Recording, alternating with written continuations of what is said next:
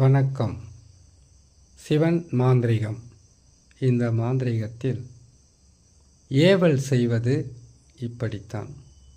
ஏவல் ஒரு குடும்பத்தையும் சரி, கணவன் மனைவியாக இருந்தாலும் சரி, நண்பர்களாக இருந்தாலும் சரி, காதலர்களாக இருந்தாலும் சரி, தொழிலில் எவ்வளவு பெரிய வெற்றி பெற்றவங்களாக இருந்தாலும் சரி, இவர்களை, இந்த உறவுகளை, இந்த தொழிலை, வியாபாரத்தை, பிஸ்னஸை, ஒரு மனிதனை சர்வமும் நாசம் செய்வது தான் ஏவல். ஏவல் செய்தால் என்னென்ன பாதிப்புகள் வரும் என்பதை இன்னொரு பதிவில் பார்க்கலாம். எதற்காகன்னு கேட்டிங்கன்னாக்கா, ஏவல் செய்வது இப்படித்தான். ஏவல் செய்கிறதுக்கு முதல்ல, ஏவல் என்பது துஷ்ட ஆத்மாக்கள் இல்லை, ஒரு மனிதன் துர்மரணம் அடையணும். ஆணாக இருந்தாலும் பெண்ணாக இருந்தாலும் துர்மரணம் அடைகிறது. அந்த துர்மரணம் அடைந்த அந்த ஆத்மாவை வசியம் செய்வாங்க. வசியம் செய்கிறதுக்கு அந்த துர்மரணம் அடைந்த, துர்மரணம் என்னன்னா விஷம் குடித்து இறப்பது, இல்லை தூக்கு போட்டுக்கிட்டு சாகிறது, விபத்து ஏற்பட்டு சாகிறது, இல்லை அற்பாயுள்னு சொல்லுவாங்க. அற்பாயுள்னு கேட்டிங்கன்னாக்கா, ஒரு திருமணம் ஆவறதுக்கு முன்னாடி, திருமணம் ஆன பிறகு முதிர்ந்த வயது இல்லாமல் இளம் வயதிலேயே ஆசைகளும் தேவையும் நிறைவேறாமல் மரணம் அடைகிறவங்க தான் துர்மரணமாக இருப்பாங்க. அகால மரணம்னு சொல்லுவாங்க. இப்படி இறந்தவங்களை சில மந்திரங்களால், சில எந்திரங்களால், சில வகையான பொருட்களையும் வைத்து அந்த ஆத்மாவை மயானத்திலிருந்து இவங்க வசியம் பண்ணி எடுத்துக்குவாங்க. மாந்திரிகர்கள் செய்வதே மிகவும் கொடியது இதுதான். அந்த துர்மரணம் அடைந்தவங்களுடைய ஆத்மாவை வசியம் செய்து அதை வைத்து ஏவல் செய்வது. சும்மாவே ஏவல் என்பது சர்வசாதாரணமாக யாருக்கும் செய்திட முடியாது. அந்த நிறைவேறாத ஆசைகளால் துர்மரணம் அடைந்தவங்க, அகால மரணம் அடைந்தவங்க கொடூர குணம் கொண்டவங்களாக இருப்பாங்க. ஒருவரை அழிக்கவும் தயங்க மாட்டாங்க, ஒரு குடும்பத்தை நாசம் பண்ணவும் தயங்க மாட்டாங்க. இப்படிப்பட்ட ஒரு குணம் உள்ளவங்களை தான் மாந்திரிகர்கள் தன் வசப்படுத்திப்பாங்க. எப்படி வசியம் படுத்துகிறாங்க அப்படின்னாக்கா, இறந்தவர்களை அவங்கள கொண்டு போய் எரித்து காடாற்றுவாங்க. காடு ஆற்றுவதற்கு முன்பதாகவே அந்த சாம்பலை தலைப்பகுதியில் இல்லை மார்பு பகுதியிலிருந்து அவங்களுக்கு தெரிந்த வெட்டியான் யாராவது இருந்தால் அவங்கக்கிட்ட பணம் கொடுத்து அதை மட்டும் எடுத்துக்குவாங்க. அப்படி இல்லாமல் இருந்தால், இதுக்கு முன்னாடி எப்போவோ நூற்றுக்கணக்கான வருஷங்களுக்கு முன்னாடி கன்னி கழியாத பெண், திருமணம் ஆகாத ஆண் இறந்திருந்தால் அந்த சடலத்தை எடுத்து போய் குழித்தயலம் இறக்கினதா சில மாந்திரிக குறிப்புகள் இருக்குது. அதே மாதிரி தலைச்சம்பிள்ளைகளை செய்ததாக மாந்திரிக குறிப்பு இருக்குது. இப்போ எல்லாம் அப்படி செய்தால் அரசாங்கத்தால் பல வகையான தண்டனைகளுக்கு உள்ளாவாங்க. அப்படி இல்லாமல் மந்திரங்கள், அதாவது மந்திர உபாசனைன்னு ஒன்று இருக்குது. நம்ம சொல்கிற ஒவ்வொரு மந்திரமும் நம்மளுடைய தலையை சுற்றி சுற்றி வந்து கொண்டே இருக்கும். இப்போ சர்வசாதாரணமாகவே ஓம் நமச்சிவாயா என்கின்ற மந்திரத்தை தினமும் 108 முறை யாரெல்லாம் பிரயோகப்படுத்துகிறாங்களோ அவங்களுக்கு பெரிதளவு மாந்திரிக பாதிப்பு வராதுன்னு மாந்திரிக நூல்கள் சொல்லுது. அப்படி இருக்கும்போது அது எந்த திசையில் சொல்லணும், எப்படி சொல்லணும் என்ற விதிமுறை இருக்குது. இதே நமச்சிவாயம் என்கின்ற 5 எழுத்தில் 108 வகையான மாந்திரீகத்தை பயன்படுத்தலான்னு தான் இன்னொரு ஜோதிட நூலும் சொல்லுது. எல்லோருக்குமே மாந்திரீகம் கைவசப்படாது. அப்படி கைவசப்படுகிறவங்க தவறான பாதையில் போகாமல் இருக்கணும். தவறான பாதையில் போகாமல் இருக்கணும்னு சொல்லிட்டு ஏவல் செய்வது எப்படின்னு போகிறது தவறுதான்னு கேட்டாக்கா, ஒரு மாந்திரீகத்தில் எதுவெல்லாம் இருக்குது, அது எப்படியெல்லாம் செய்வாங்க, எப்படி செய்தால் இந்த பாதிப்புக்கெல்லாம் வரும் என்பதை சொல்ல வேண்டியது ஒரு கடமை. அப்படி இருக்கும்போது மரணம் அடைந்தவர்களுடைய ஆத்மாவை மந்திர மூலியமாக, தகடு மை மூலியமாக அந்த தகடில் எழுதக்கூடிய அச்சாரங்கள் வைத்து அதை ஈர்க்க முடியும். அவங்களுடைய பேர், அவங்களுடைய குலதெய்வம் பேர், அவங்களுடைய உடை, அவங்களுடைய காலடி மண், இது எல்லாம் இறப்பதற்கு முன் அவங்கக்கிட்ட இருந்தால் அவங்கள ஈஸியாக வசம் பண்ணிடுவாங்க. இல்லைன்னா அவங்கள எரித்த சாம்பல் தான் வேணும். இதை கொண்டு வந்து கட்டாயமாக ஒரு உருவ பொம்மையை செய்வாங்க. அதாவது சாம்பல் இருந்தால் அதில் செய்வாங்க. இல்லைனாக்கா அவங்களுடைய பேர், அவங்களுடைய குலதெய்வ பேர், அவங்களுடைய காலடி மண், துணி ஏதாவது இருந்தால் அதை வச்சு ஒரு ஏவல் செய்கிறதுக்குன்னு பல வகையான விதிமுறைகள் இருக்குது. ஏவல் செய்யும்போது மட்டும் எல்லா மண்ணையும் எடுக்கலாம், எட்டி மரத்தினுடைய மண்ணை மட்டும் தொடக்கூடாது. ஏன்னு கேட்டிங்கனாக்கா, துஷ்ட ஆத்மாக்களை விரட்டி அடிப்பதில் முதலிடம் பெறுவது எட்டி மரத்து வேறு தான். இந்த எட்டி மரத்தினுடைய கிழக்கு, மேற்கு, வடக்கு, தெற்குன்னு சொல்லக்கூடிய 4 வகையான திசையில் இருக்கக்கூடிய வேரும் 4 வகையான பலன்களை தரும்.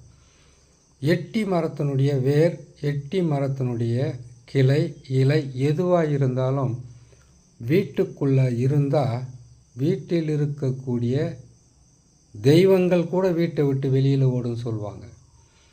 ஒரு வீட்டில் ஒரு செய்வன பாதிப்பு, இல்லை ஏவல் பில்லி சூனிய பாதிப்பு, இல்லை எவ்வளவோ மாந்திரிகத்தால் பாதிப்பு இருக்குன்னாக்கா, எட்டி மரத்தினுடைய கிழக்கு பக்கம் இருக்கக்கூடிய வேரை எடுத்துகிட்டு வந்து அதை 4 வகையான அஷ்டபந்தனமாக செய்து ஒரு வீட்டுக்கு 4 பக்கமும் இதற்குண்டான பலியுடன் சேர்த்து அதை புதைத்து வச்சிட்டாக்கா, அந்த வீட்டில் இருக்கக்கூடிய துஷ்டாத்மா மட்டும் இல்லை, அந்த வீட்டுக்கு குலதெய்வமே வராத அளவுக்கு வேலை செய்யும். இதே போல் இந்த எட்டி மரத்தினுடைய வேரை தகுந்த முறை பிரகாரம் மாந்திரீக மந்திரங்களை பிரயோகம் செய்து அந்த வீட்டுக்குள்ளே புதைச்சி வைக்கிறது. மறைச்சி வச்சாவே அந்த வீட்டில் இருக்கக்கூடிய ஆண், பெண், கணவன், மனைவி, பிள்ளைகள் எல்லாமே ஒருவருக்கு ஒருவர் ஒற்றுமை இல்லாமல் எட்டி போவாங்க. வெட்டி விடும் எட்டி மரம் அப்படின்னு சொல்லுவாங்க. குலதெய்வம் வராது, குலத்தை காக்கின்ற தெய்வம் வராது, இறந்தவர்களுடைய ஆத்மா கூட வீட்டுக்கு வராத அளவுக்கு விரட்டி அடிப்பது தான் எட்டி. சரி, விளக்கம் போதும். இப்போது ஏவல் செய்கிறது எப்படின்னு போட்டுடலாம். ஏவல் செய்யணுன்னாக்கா முதலில் நம்ம செய்யக்கூடியது இந்த சாம்பல் இல்லை அவங்களுடைய இதெல்லாம் எடுத்து வச்சுக்கிட்டு இறந்தவங்களுடைய காலடி மண், துணி, அவங்களுடைய தலைமுடி, இதையெல்லாம் எப்படி நம்ம எடுக்க முடியும்னு கேட்டிங்கனாக்கா, அதுக்கு தானே வெட்டியாக இருக்காங்க. காலடி மண், தலைமுடி, துணி, அவங்களுடைய பேர், இதையெல்லாம் ஒரே டைமில் கிடைக்குமான்னு கேட்டாக்கா, இதில் ஏதாச்சும் ஒன்று கிடைச்சா போதும் ஏவல் செய்கிறதுக்கு. இதை எடுத்து இந்த எட்டி மரத்தினுடைய வேர் பக்கத்தில் இருக்கக்கூடிய மண்ணை தவிர முச்சந்தி மண், இடுகாட்டு மண், புத்து மண், அது மட்டும் இல்லாமல் ஒரு மனிதனுக்கு எந்த திசையில் போனாலும் முக்கூட்டு வழி மண்ணுன்றதை தாண்டி தான் போவாங்க. அந்த மண்ணையும் எடுத்து இதனுடன் அரிசி மாவையும் சேர்த்து இல்லை புத்து மண்ணை சேர்த்து உருவ பொம்மையை செய்வாங்க. உருவ பொம்மையை செய்து இதுக்கு எதையெல்லாம் சேர்ப்பாங்க தெரியுங்களா? 5 வகையான கள்ளிப்பால் சேர்ப்பாங்க. அதோடு சேர்ந்து பன்றியோட உதிரும். இதோட முள்ளம்பன்றியோட அதனுடைய மலம், குடல், பிச்சு இது எல்லாமே ஒன்றா சேர்த்து ஏவல் பொம்மையை உருவாக்குவாங்க. இந்த பொம்மையை உருவாக்கிட்டு இதுக்கு கள்ளிப்பாலுடைய கள்ளிச்செடியினுடைய பாலும் பன்றியோட உதிரமும் சேர்த்து நல்லா பிசைந்து ஒரு உருவ பொம்மையை உருவாக்கி அந்த உருவ பொம்மைக்கு கண்ணில் பார்த்திங்கன்னாக்கா ஒவ்வொன்றுக்கும் ஒவ்வொரு பொருளை வச்சு உருவாக்குவாங்க.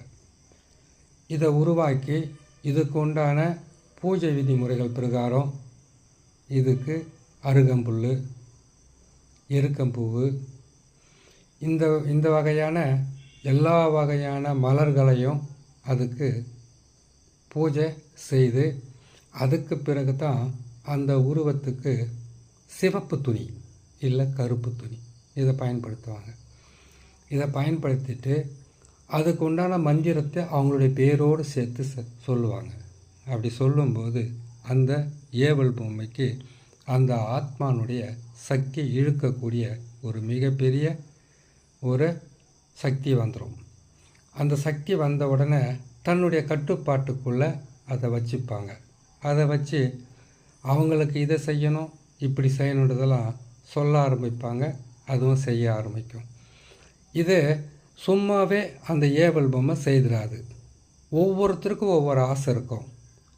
ஒருத்தருக்கு நல்லா சாப்பிடணுன்னு ஆசை இருக்கும், இறந்த அந்த துஷ்டாத்மாவுக்கு. இல்லை ஒருத்தரை பழி வாங்கணுன்ற ஆசை இருக்கும்.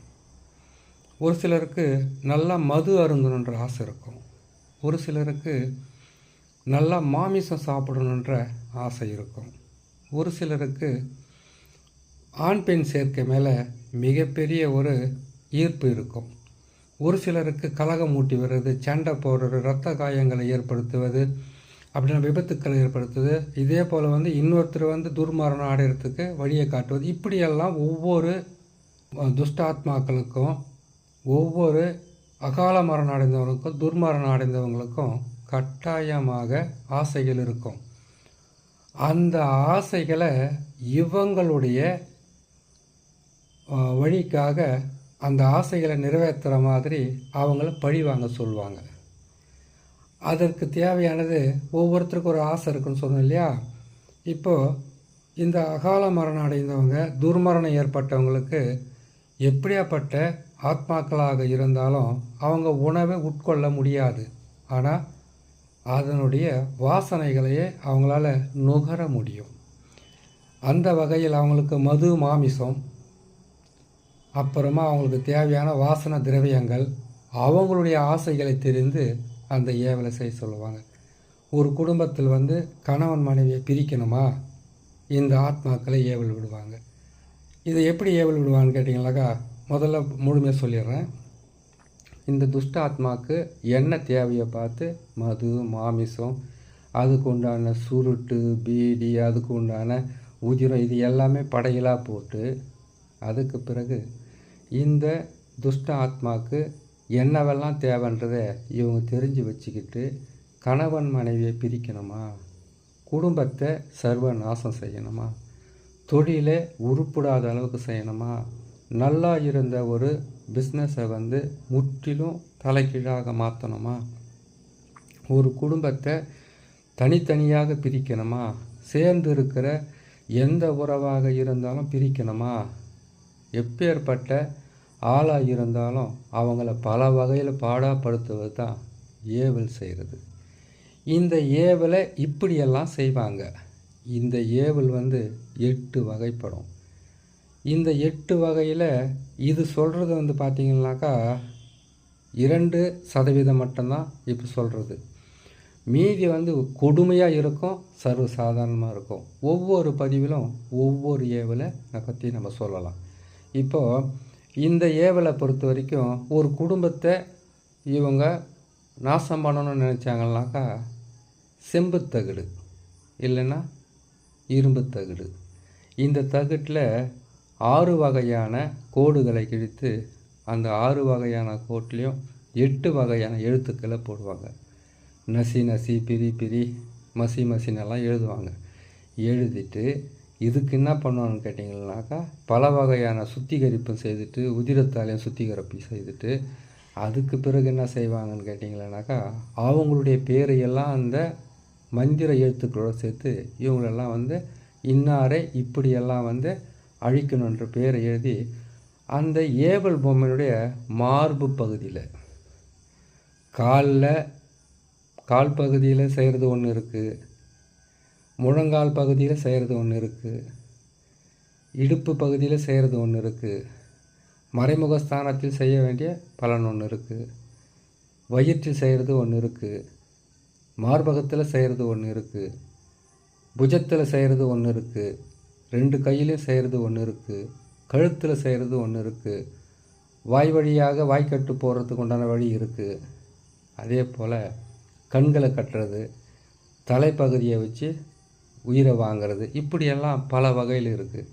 இதில் எந்த பகுதியில் வந்து அவங்க தகடை வச்சு அந்த ஏவல் விடுறாங்கன்றது தான் பெரிய விஷயமே. ஆனால் சுருக்கமாக மார்பு பகுதியில் வச்சு செய்தால் அது மிகவும் கொடுமையாக இருக்கும். மார்பு பகுதியில் வச்சு செய்துட்டு ஏவல் மந்திரங்களை பிரயோகம் செய்வாங்க. பிரயோகம் செய்துட்டு அதுக்கு உண்டான விதிமுறைகளை சொல்லுவாங்க. இந்த குடும்பத்தை இப்படி அழிக்கணும், இந்த குடும்பத்தை இப்படி பிரிக்கணும், இவங்களுக்கு இவ்வளவு கஷ்டத்தை கொடுக்கணும், இவங்களுக்கு இவ்வளோ துன்பத்தை கொடுக்கணுன்றத விதிமுறை பிரகாரம் இவங்க செய்து அனுப்பி வச்சாங்கன்னாக்கா, அந்த ஏவலாகப்பட்டது அந்த குடும்பத்தையும் இல்லை அதனுடைய ஆசைகளை தீர்ப்பதற்காக சண்டை போட வைக்கிறது, விபத்து ஏற்பட வைக்கிறது, இப்படி பல வகை இருக்குது. ஏவல் செய்வது இப்படி தான்ற பதிவு போட்டிருக்கோம். இன்னும் இதில் வந்து 7 வகையான ஏவல் இருக்குது, 16 வகையான ஏவல் கூட இருக்குது.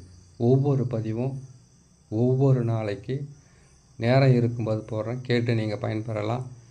தெரிஞ்சவங்க ஏவல் செய்கிறதுக்கு ரொம்ப ஜாக்கிரதையாக செய்யணும். கொஞ்சம் தவறினாலும் ஏவல் செய்யணும்னு நினைக்கிறவங்களையும் செய்கிறதுக்கு பொருட்களை சேர்க்குறவங்களையும் அழிக்க ஆரம்பிச்சிடும். மிக கவனமாக இருக்கணும். இதை செய்யணுன்னா இந்த மாந்திரிகத்தில் வந்து மிகவும் முக்கியமானதுன்னு சொல்லப்போனால் ருத்ரன், காளி, இவங்களுடைய உபாசனையும் இவங்களுடைய அனுக்கிரகமும் இவங்களுடைய விருப்ப பிரகாரம் இருப்பவங்களுக்கு கட்டாயமாக ஏவல் என்பது சித்தியாகும். ஆனால் ஒரு குடும்பத்தை அழிக்கிறது, ஒரு குடும்பத்தை நிலைகுலைய செய்வது, ஒரு குடும்பத்தில் இருக்கக்கூடிய நல்ல உறவுகளை பிரிக்கிறது பாவம். ஆனால் இதெல்லாம் இருக்குது என்பதை ஒவ்வொரு பதிவாக போடுறேன். இதில் எந்த பாதிப்புக்கு உங்களுக்கு இருக்கோ அந்த பாதிப்பை தகுந்த முறையில் செய்து உங்களை காப்பாற்றிக்கலான்னு சொல்லி இன்னொரு நல்ல பதிவுகளை நான் சந்திக்கிறேன். நன்றி, வணக்கம்.